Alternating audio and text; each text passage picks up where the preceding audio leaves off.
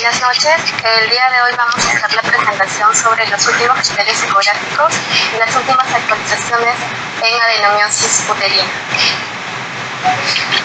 Los objetivos de la presentación es describir las últimas características ecográficas de adenomiosis uterina, enfatizando los signos más relevantes de su diagnóstico, identificar los signos directos e indirectos ecográficos para adenomiosis uterina según el consenso MURSA 2022, resaltar la importancia del ultrasonido para el diagnóstico de adenomiosis. Primero vamos a partir de la definición.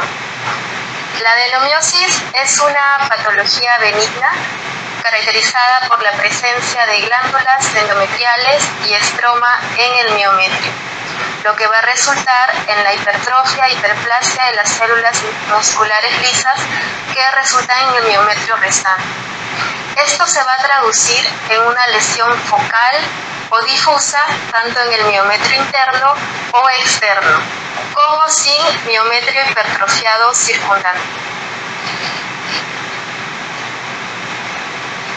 Dentro de la epidemiología, la adenomiosis es una enfermedad que se desarrolla entre los 40 y los 50 años.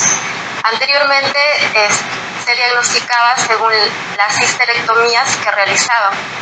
Ahora, con la ecografía podemos precisar el diagnóstico de adenomiosis. La prevalencia de adenomiosis resulta variable, de un 14 a un 66%.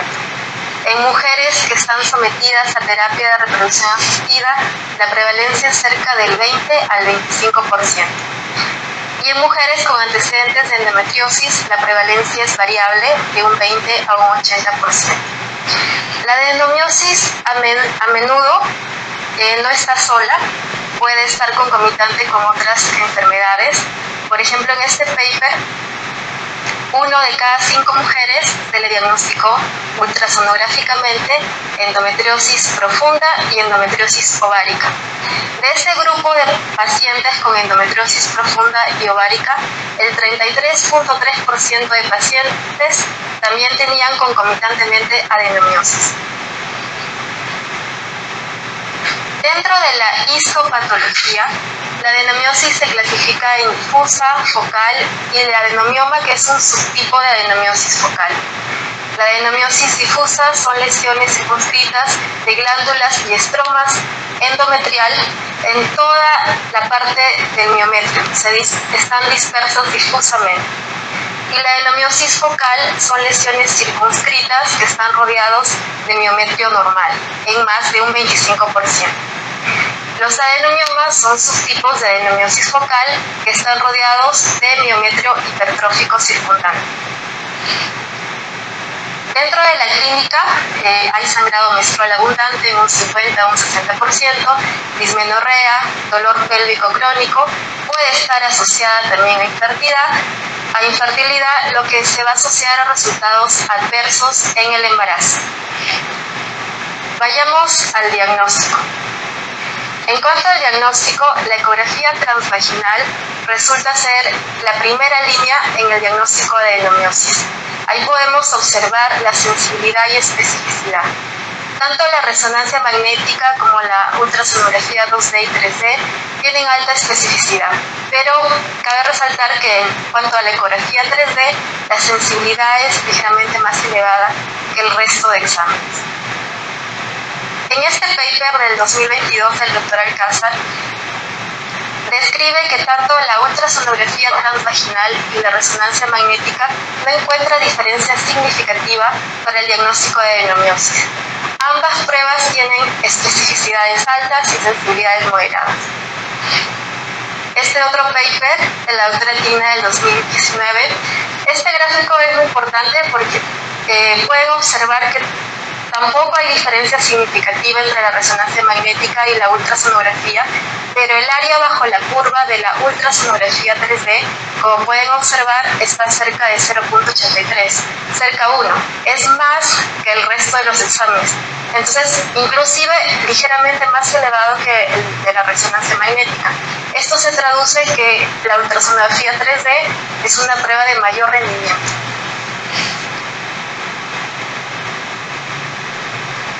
Ya entrando al tema del diagnóstico ecográfico, partimos del consenso MUSA publicado en 2015.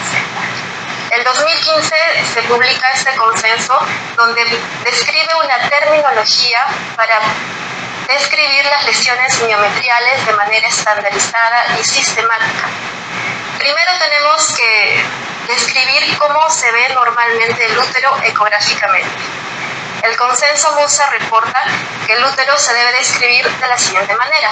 Hay que reportar las medidas del cuerpo uterino, la longitud, el diámetro anteroposterior, el diámetro transverso. El contorno del útero tiene que ser un contorno regular, que es lo normal. El cuerpo uterino describirlo según el tipo de edad o el estado reproductivo de la paciente. Las paredes miometriales por lo general, por lo normal, son simétricas. La ecoestructura suele ser homogénea, sin presencia de lesiones focales ni difusas, y la zona de unión suele verse regular, definida. En algunos casos, si estamos hablando de una ultrasonografía 2D, puede ser no visible, ¿no? Pero lo normal es que no haya interrupciones y sea definida. Eso es lo normal. El consenso MUSA del 2015, en cuanto a adenomiosis, da un listado de hallazgos ecográficos los cuales deben reportarse. Por ejemplo, acá tenemos la asimetría de paredes, los quistes intramiometriales, las islas hiperecogénicas, la sombra en abanico, los brotes o yemas subendometriales, la vascularidad translesional, la irregularidad en la zona de unión y la disrupción o ausencia de la zona de unión. También en el consenso MUSA del 2015 nos da hallazgos típicos que se pueden diferenciar de los fibromas uterinos.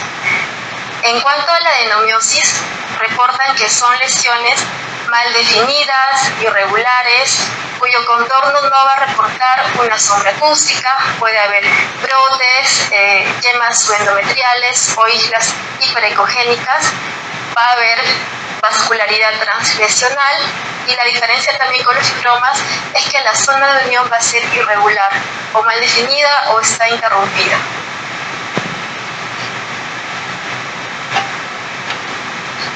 Este paper son autores también que se derivan del consenso MUSA, también han trabajado en ese consenso MUSA, y lo que hacen es proponer un sistema de clasificación ecográfica para adenomiosis. En sí es una propuesta, pero falta ser validado prospectivamente. Pero está interesante porque permite describir de manera más detallada la ecografía o hacer un reporte ecográfico de adenomiosis. Por ejemplo, en este paper describe que debemos describir si la adenomiosis es focal, si es difusa o si hay presencia o no de adenomiomas. En el caso de adenomiosis focal, vendría a ser una lesión circunscrita cuyo miometrio normal circundante es más de un 25%. Una adenomiosis difusa se define aquella donde hay lesiones circunscritas cuyo miometrio normal es menos del 25%. Y adenomiomas son subtipos de adenomiosis focal con miometrio hipertrófico circundante. También en este paper refiere que debemos describir si la adenomiosis tiene lesiones quísticas o no tiene lesiones quísticas. Si tiene lesiones quísticas, son lesiones alrededor de 10 milímetros, menores de 10 milímetros, que pueden tener un halo ecogénico o no, que pueden proyectar sombra acústica o no, y no captando. Este otro cuadro también describe que se debe reportar la adenomiosis según la afectación de la pared miometrial. Si está afectando al miometrio interno, al miometrio medio o al miometrio externo. Si afecta al miometrio medio, nos estamos refiriendo a la zona de unión. Como podemos observar aquí, lo definen como tipo 1. Si afecta al miometrio medio o al miometrio externo, aquí usamos el Doppler color. ¿Para qué usamos el Doppler color? Para ver la arcada vascular donde inician los vasos arcuatos. El miometrio medio viene a ser la zona desde la arcada vascular hacia la zona de unión. Y el miometrio externo viene a ser la zona entre la serosa y la arcada vascular. Entonces, estos dos últimos tipos lo vamos a verificar usando Doppler color. Esta clasificación que había mencionado es una propuesta, pero resulta interesante. Estos son los 7 pasos que describe de cómo debemos reportar la adenomiosis. Entonces, no solo debemos reportar como difusa o focal, sino ser más específicos. Primero, verificar si ecográficamente hay presencia o no de adenomiosis. Verificar su localización, si está ubicada en la pared anterior, en la pared posterior, en la pared lateral izquierda, lateral derecha o en la zona fúngica. Diferenciar si es tipo focal, si es mixta o si es difusa. Dentro de la focal, los subtipos son adenomiomas. Describir si hay presencia de lesiones quísticas o no. Definir a qué zona está involucrada, si es el miómetro medio o la zona de unión, el miómetro interno, la zona de unión, el miómetro medio o el miómetro externo. ¿A qué porcentaje se extiende la adenomiosis? Si involucra menos del 25% del miómetro es leve, si involucra del 25 al 50% es moderada y si compromete más del 50% es severa. Y también describir la lesión adenomiótica mayor en cuanto al tamaño. ¿Y cómo describen estas lesiones? Acá están descritas en este cuadro. Por ejemplo, el ejemplo 3. Describimos el tipo de adenomiosis, cuál es su localización, en este caso coloca pared anterior, que compromete menos del 25%, no tiene lesiones quísticas, está comprometida en la zona de unión el miómetro interno y el miómetro externo, el compromiso es más del 50% del miómetro, es decir, estamos hablando de una adenomiosis severa, y el tamaño máximo de la lesión es de 7 centímetros. Acá tienen un ejemplo de cómo describen estos autores ecográficamente la adenomiosis. Por ejemplo, acá dice difusa, que involucra el tipo 1-2, adenomiosis en pared anterior, severa, con diámetro máximo de la lesión de 7 centímetros. Esto es un ejemplo, ¿no? Posteriormente, ya estamos, del 2019 pasamos al año 2022. El 2022 se plantea el consenso MUSA, donde va a replantear los hallazgos ecográficos descritos el año 2015. En este consenso MUSA del 2022, estos hallazgos ecográficos los va a dividir tanto en signos directos como en signos indirectos. Los signos directos se traducen por la presencia ectópica de glándulas y estroma endometrial en el miometrio. Y los signos indirectos es la consecuencia secundaria de la invasión del tejido endometrial en el miometrio. Los signos directos que propone este consenso son los quistes intramiometriales, las islas hiperecogénicas, las líneas y los brotes subendometriales. Y dentro de los signos directos son las paredes asimétricas, la sombra en abanico, el útero globuloso, la vascularidad translesional, la zona de unión irregular o la zona de unión interrumpida.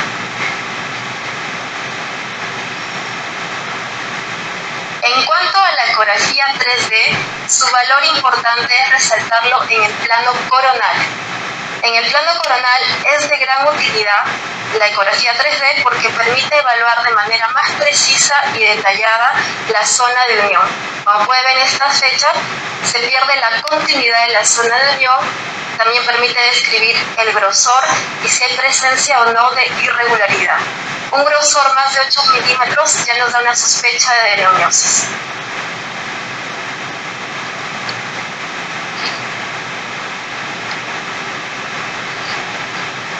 En este video podemos observar la ecografía en 3D, donde las flechas marcan la irregularidad de la zona de unión.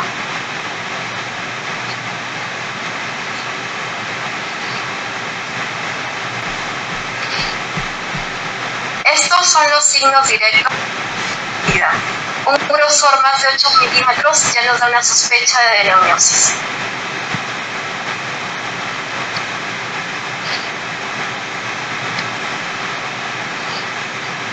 En este video podemos observar la ecografía en 3D, donde las flechas marcan la irregularidad de la zona de unión.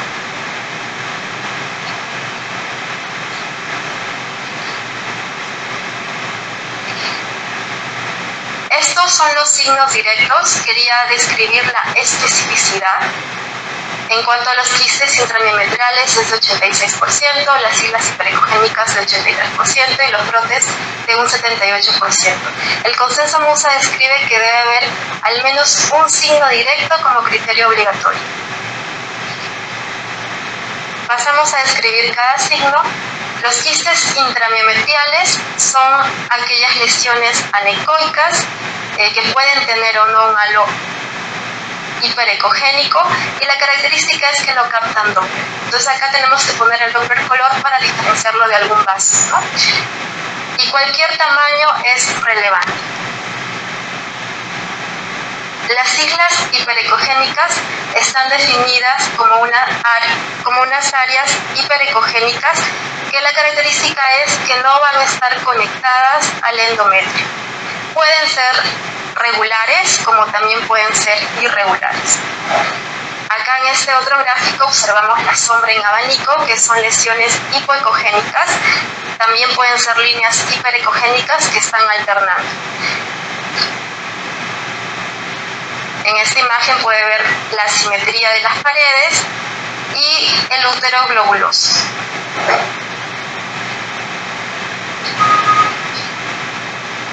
Esta es una ecografía de UC donde pueden ver la zona de hundión interrumpida, justo en la parte posterior. En esta otra imagen también pueden ver quistes intramiometriales que son de contenido anecoico, el tamaño es irrelevante, no captan Doppler. También podemos observar las islas hiperecogénicas, que son líneas hiperecogénicas que no tienen contacto con el endometrio. Y también se ve claramente una simetría de paredes, ¿no? Predominio de la pared posterior. Otro signo que no está en el cuadro que he descrito es el signo de interrogación, que también es muy sugestivo de adenomiosis. Este es un video, es una ecografía del servicio donde podemos ver un útero en retroverso y acá hay presencia de islas hiperecogénicas. Acá. Son estas líneas hiperecogénicas que no van a tener contacto con el endometrio. Y por acá, algunos quistes intramiometriales. Pero las líneas sí están muy notorias.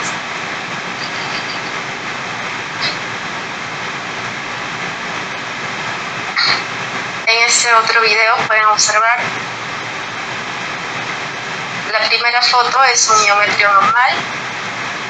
Y en la segunda foto se observa claramente las islas hiperecogénicas, que son líneas hiperecogénicas, la proyección en sombra de abanico y se ve claramente la simetría. Acá estas áreas anecoicas son los quistes intramiometriales. Esto es un útero normal y en esta segunda imagen se ve claramente estas áreas anecoicas que son los quistes intramiometriales, con algunas islas hiperecogénicas.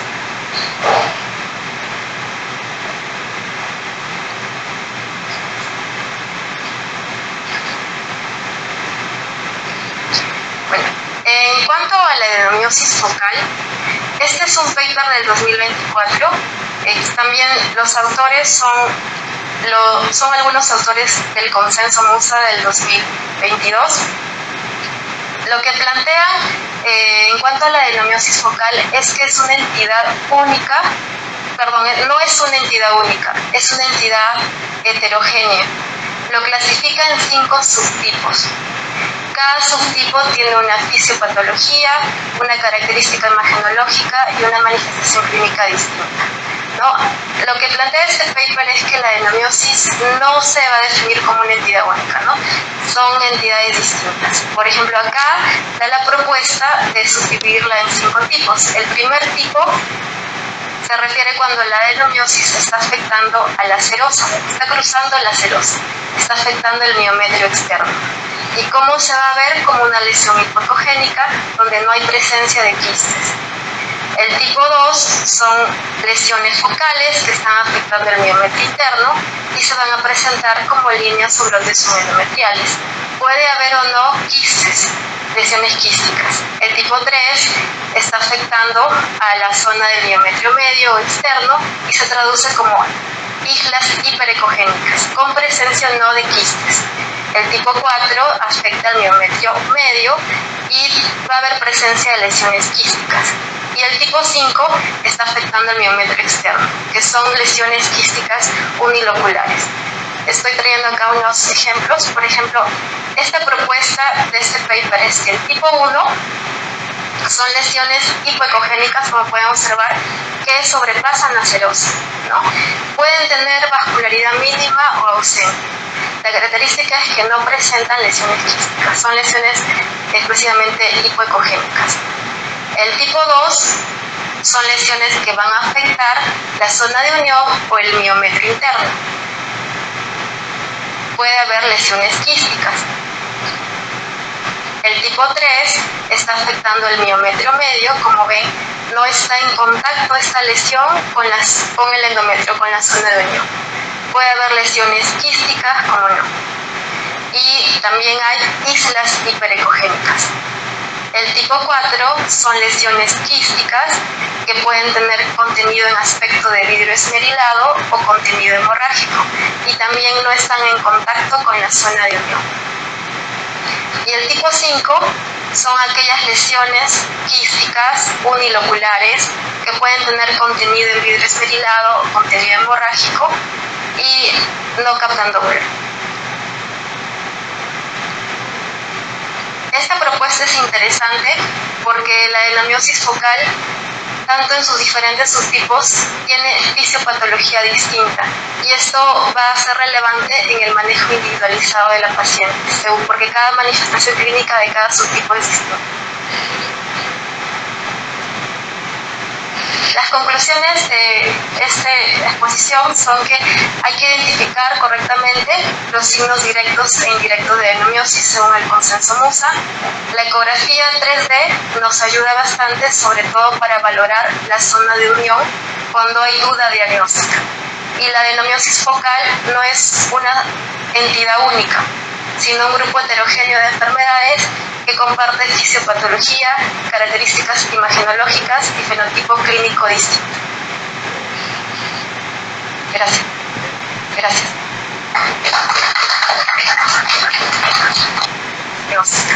Y la adenomiosis focal no es una entidad única, sino un grupo heterogéneo de enfermedades que comparte fisiopatología, características imagenológicas y fenotipo clínico distinto.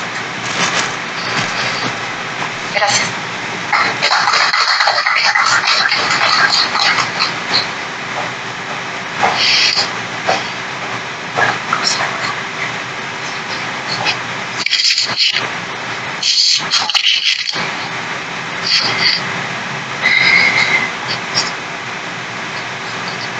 Gracias, doctora Lavado. Ahora vamos a seguir con la ponencia del doctor Jerónimo Amado, médico asistente del Hospital Almenara, al Servicio de Ginecología, especialista en cirugía mínimamente invasiva y fertilidad. El doctor va a tratar el tema de adenomiosis, lo que creemos saber y su impacto silencioso en la fertilidad.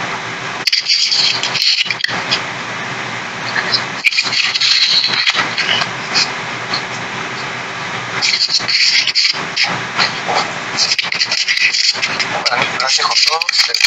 Muchas gracias a la sociedad por la invitación y a la doctora Cano. Ha sido un placer enorme ver hoy día a un gran amigo y un maestro de profesión humana después de tantos años. Ha sido un placer verlo. Hace creo que 10 a 15 años muy pocos diagnosticaban adenomiosis. Creo que de último para esta parte, en muchos lugares en el Perú se diagnostica adenomiosis, creo que ya con mucha facilidad. Ahora estamos en un boom de querer diagnosticar endometriosis profunda, ¿no? Ya salen muchos cursos, viajan tanto, porque quizás es lo que menos sabemos. Hoy voy a decirles que no basta con diagnosticar adenomiosis, no basta con decir criterios directos o indirectos y no basta con MUS. Espero que, a lo menos en fertilidad, para dar tratamiento médico y para una histerectomía quizás sea suficiente que digan adenomiosis, pero para fertilidad no es así. No tengo ningún conflicto de interés, y me he planteado los siguientes objetivos: que entienda que la adenomiosis afecta la fertilidad y la reproducción asistida, proponer cómo evaluar la severidad de la adenomiosis. Como le decía, no basta con decir adenomiosis, difusa, focal, ¿no? Ya no es suficiente. Y analizar algunos posibles beneficios terapéuticos para manejar la adenomiosis. Ya la doctora Lavado ha explicado. Simplemente decirles que, miren, en 1860 se hizo la primera propuesta de lo que era la adenomiosis.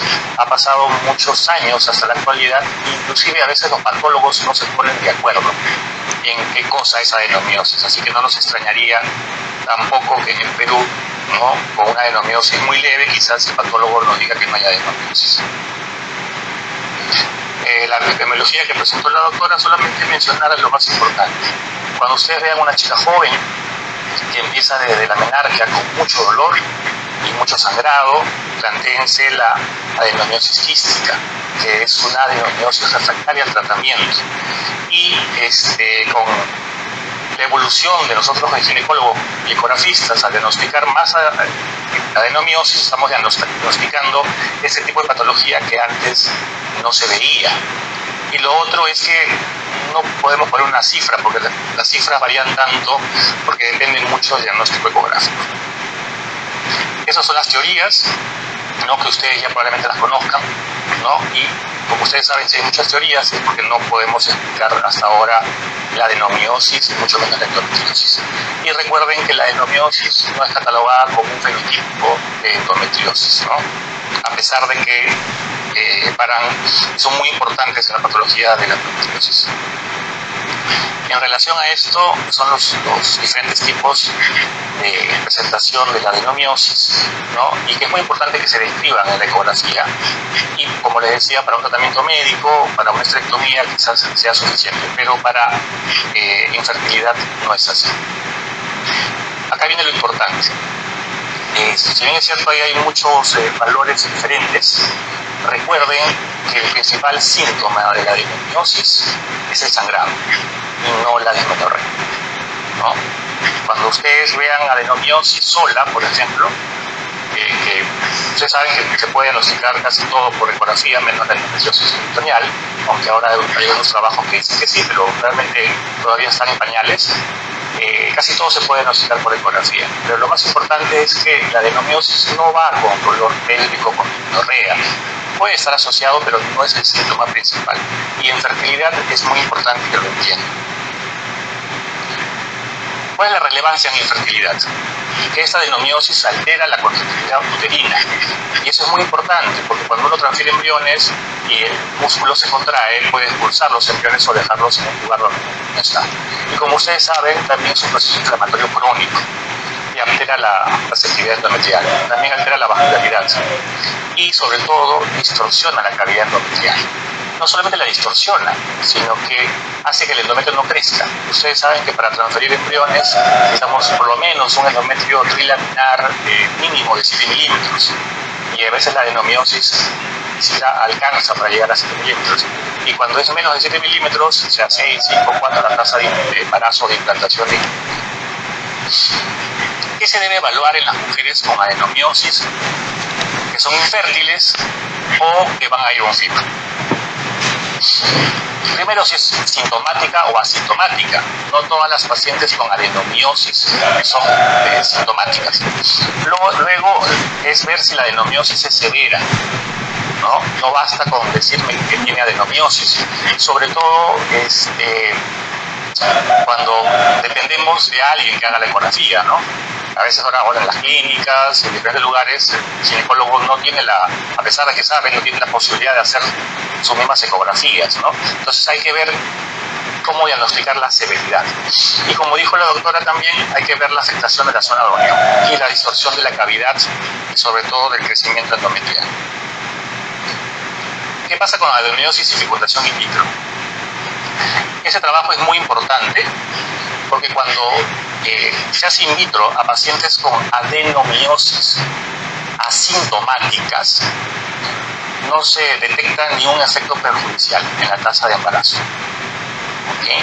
Entonces la tasa de implantación es la misma en pacientes con adenomiosis asintomática que sin adenomiosis.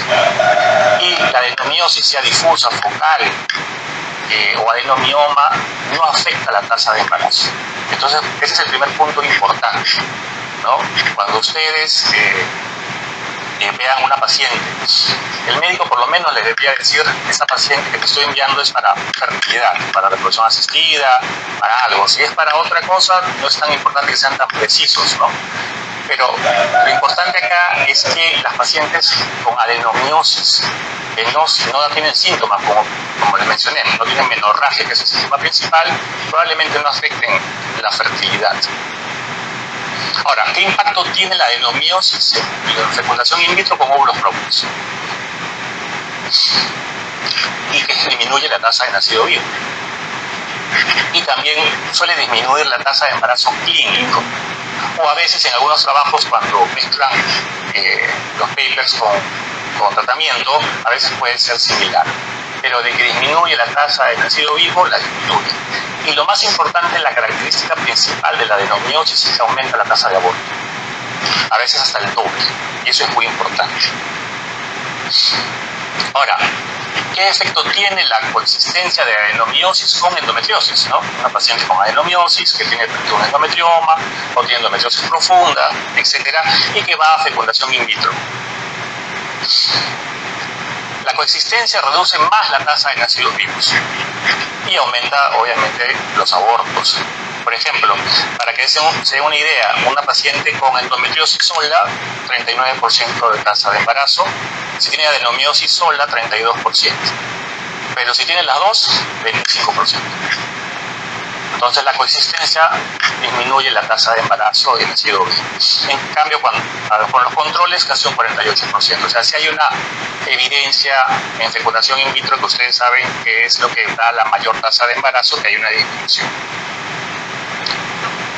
Ahora, eso estamos hablando de óvulos propios, porque hay una gran diferencia entre óvulos propios y óvulos donados. ¿Qué pasa con los óvulos donados? Como son embriones de chicas jóvenes que no tienen endometriosis, los óvulos son de buena calidad, por lo tanto, cuando se transfieren a úteros adenomióticos, no se ha encontrado que haya diferencias en la implantación. Entonces, con óvulos donados, la tasa de embarazo no disminuye. Pero, sin embargo, si está afectada la zona de unión, la zona JS, que vamos a hablar en adelante, produce abortos, a veces hasta el doble, ¿no? Y los resultados obstétricos, no solamente una vez que embaraza cumplimos con nuestro trabajo, ¿no? Bueno, en el caso mío sí, porque generalmente lo controlan los que hacen obstetricia, ¿no? Pero la adenomiosis, a pesar de haber conseguido el embarazo, ¿no? Según este trabajo, que es un metaanálisis, ¿no? Tiene un riesgo, como les mencionaba, de 3 veces más de aborto. También hay un incremento de placenta previa, hemorragia postparto, aumenta el riesgo de cesárea, aumenta el riesgo de preeclampsia, de embarazo pretérmino, disminuye la tasa de nacido vivo, como habíamos mencionado, y hay no incrementa felizmente el riesgo de muerte intrauterina, pero sí mayores cuidados en la unidad de cuidados intensivos. Entonces, la adenomiosis, a pesar de que se logre la gestación, trae resultados obstétricos complicados. Y acá viene la parte quizás más importante para ustedes, que es la sociedad de ultrasonido, ¿no? Podemos reemplazar la resonancia magnética con ecografía 3D, ¿no? Nosotros en la parte pública, en el hospital, y en la parte privada, hace unos 5 o 6 años ya comenzamos a hacer endometriosis profunda y nos dimos con la sorpresa, lo menciono solamente para compartir, nos dimos con la sorpresa que cuando empezamos a hacer ecografía en endometriosis profunda, queríamos una ayuda con la resonancia magnética y nos dimos con la sorpresa de que nuestros amigos radiólogos, que son muy buenos, sabían muy poco de endometriosis en resonancia. Y nos dimos con la sorpresa estos 5 años que todo lo que diagnosticábamos por ecografía y lo corroboramos por cirugía, la resonancia nos decía que no había nada. Entonces, con lo cual, no todos los radiólogos duda con la resonancia magnética y nos dimos con la sorpresa de que nuestros amigos radiólogos, que son muy buenos, sabían muy poco de endometriosis en resonancia. Y nos dimos con la sorpresa estos 5 años que todo lo que diagnosticábamos por ecografía y lo corroboramos por cirugía, la resonancia nos decía que no había nada. Entonces, con lo cual, no todos los radiólogos realmente están entrenados en hacer diagnóstico de endometriosis. Y eso lo menciono porque pasa muy común, muy frecuente. No manda la resonancia para que vea lo que tú no ves. Y casi siempre eso nunca sucede.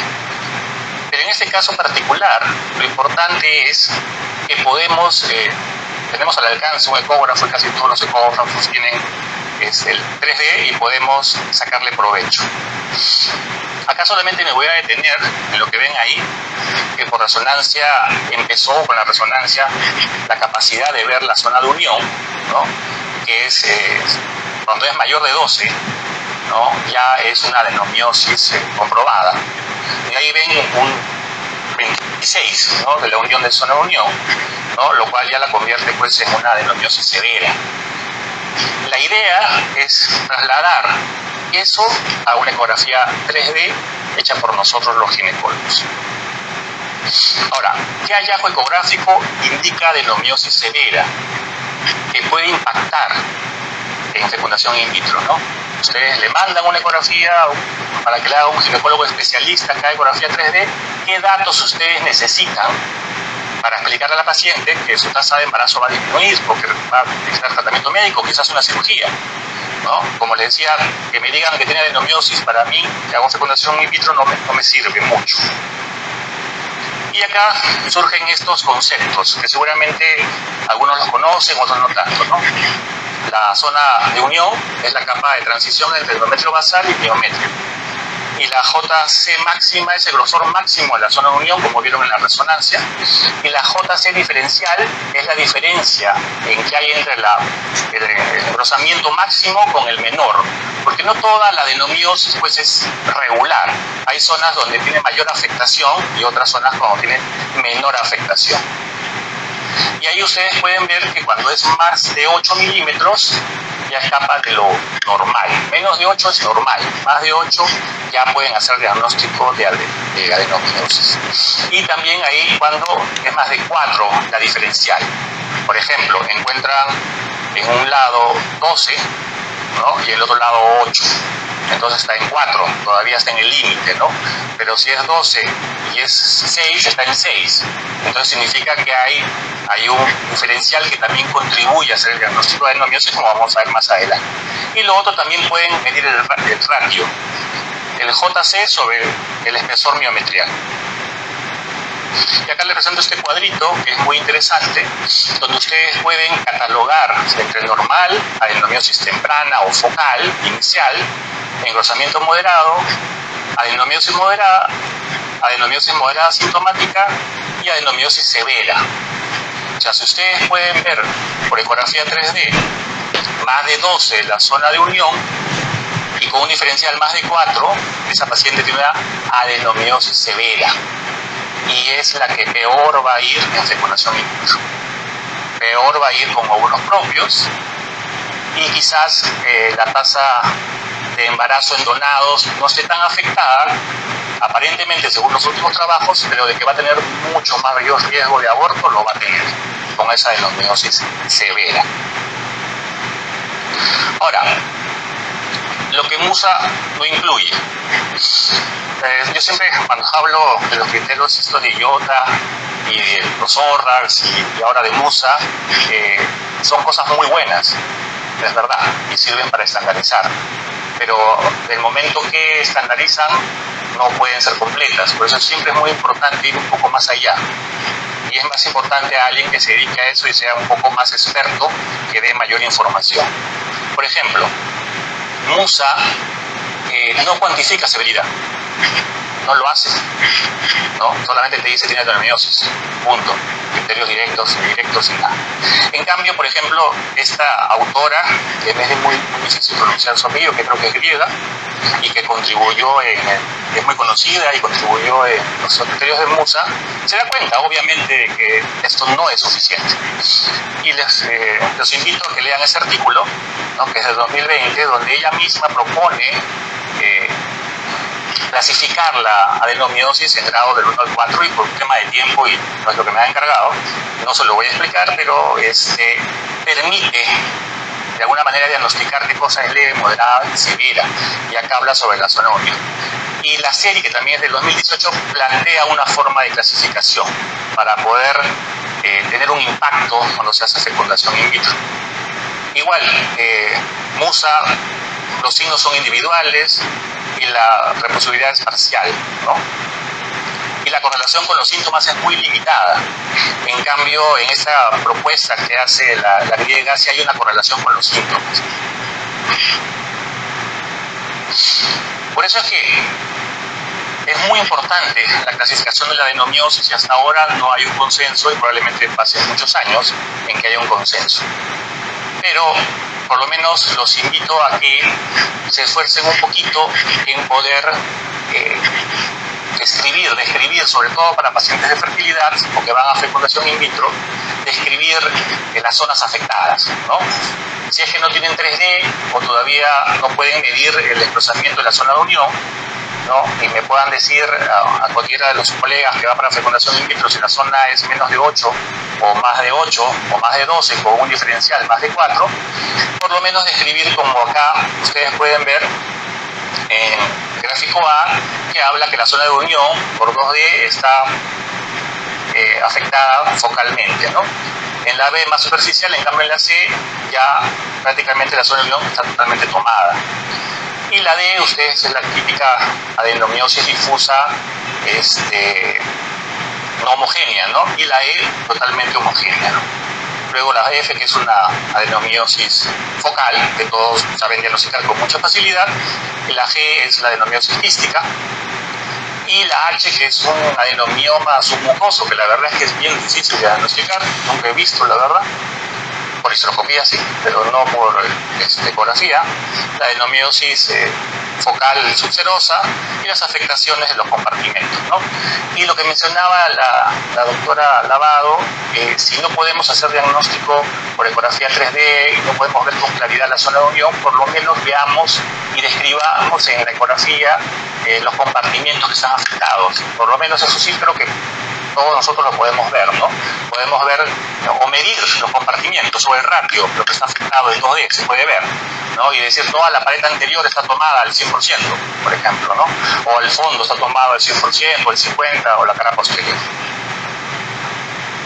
Ahora, de todos estos criterios, ¿cuáles son los más importantes? Si quisiéramos darle una importancia. Según la bibliografía, ese es el orden, ¿no? La zona de unión es la más importante para diagnosticar adenomiosis que afectan fertilidad. Luego, obviamente, la distorsión de la cavidad endometrial, que uno lo puede ver tranquilamente. Sobre todo, es importante que ustedes describan en esa adenomiosis si el endometrio crece o no crece, ¿no? Porque hay adenomiosis con un buen endometrio y hay adenomiosis con un endometrio trilaminar que no crece, ¿no? Eso es muy importante. Las contracciones uterinas anómalas, que la verdad es que nunca las he hecho en 20, 25 años de FIPS, y probablemente están descritas en los trabajos, pero creo que no sé si alguno acá en Perú, ¿verdad? Y como complemento, no sin ser tan importantes, pero como complemento sí es importante que describan los quistes miometriales, la vascularización. El tamaño uterino y el volumen es lo menos importante en fertilidad. O sea, esos úteros muy grandes que vemos con adenomiosis difusa, ¿no? Que uno al inicio, cuando no tiene tanta experiencia, se asusta y ve un útero de 12, 13, 14 centímetros, pero si la zona de unión está intacta, esas pacientes cuando hacemos in vitro embarazan sin ningún problema, ¿no? Y como les mencioné, si todavía no son sintomáticas, son asintomáticas, tampoco hay ningún problema. Tratamiento. ¿Qué protocolo de estimulación se asocia a mejores resultados en FIP con óvulos propios en adenomiosis? Quizás esto no les interese mucho, pero es muy importante, ¿no?, para entender qué cosa debemos diagnosticar por ecografía. Si yo tengo una paciente, por ejemplo, con una adenomiosis muy severa, con un endometrio que no crece, esa paciente, como vamos a ver más adelante, tiene que ir a tratamiento médico probablemente. Y es lo que dice ese trabajo. El protocolo ultra largo con agonistas de la GnRH antes de la transferencia en fresco de los embriones aumenta significativamente la tasa de embarazo clínico. Aunque lamentablemente no se ha visto que mejore la tasa de nacido vivo, ¿no? Para los que no hacen fecundación in vitro, quiere decir que le transfiero los embriones, embaraza, lo declaro como un éxito, yo estoy contento, cumplí con mi trabajo, sin embargo, el bebito probablemente o se aborte, o pretérmino, o nunca llega a nacer vivo. Y eso es lo lamentable. Pero de que mejora, mejora. ¿Y qué mejora? Lo que hemos mencionado, disminuye las contracciones uterinas, mejora la receptividad endometrial, mejora la expresión de los genes, los procesos inflamatorios, reduce la vascularización, etc. Por lo tanto, aumenta la tasa de implantación, embarazo clínico, y en algunos trabajos que lamentablemente por lo heterogéneos no se puede sacar conclusiones, algunos mencionan que mejora la tasa de embarazo nacidos vivos, pero la verdad es que no hay prueba acerca de eso. Ahora, ¿qué estrategias de manejo pre-FIP se pueden dar en pacientes con adenomiosis severa?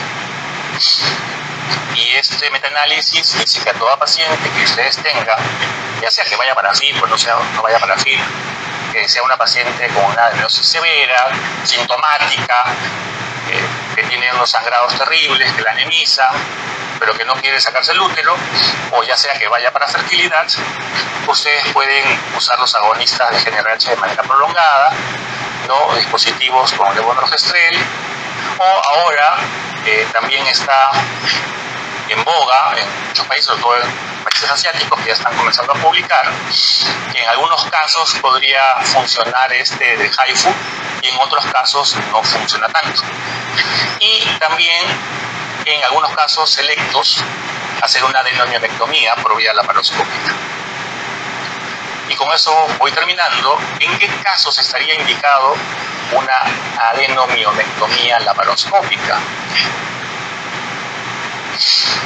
Cuando ustedes tienen pacientes, ¿no?, con adenomiosis menor de 5 centímetros, que sea difusa, que no responde al tratamiento médico, que no embaraza, o adenomiosis focal, más de 5 centímetros, que altera la cavidad endometrial, o pacientes que después de haberle dado 4 o 5 ciclos de agonistas no logran ustedes conseguir un beneficio notable en la reducción de la adenomiosis, con deseos de fertilidad, quizás la cirugía sea una última opción, ya sea por vía laparotómica para hacer la técnica de osada, o por vía laparoscópica, que puede ser con doble colgajo, o la técnica de los 4 pétalos.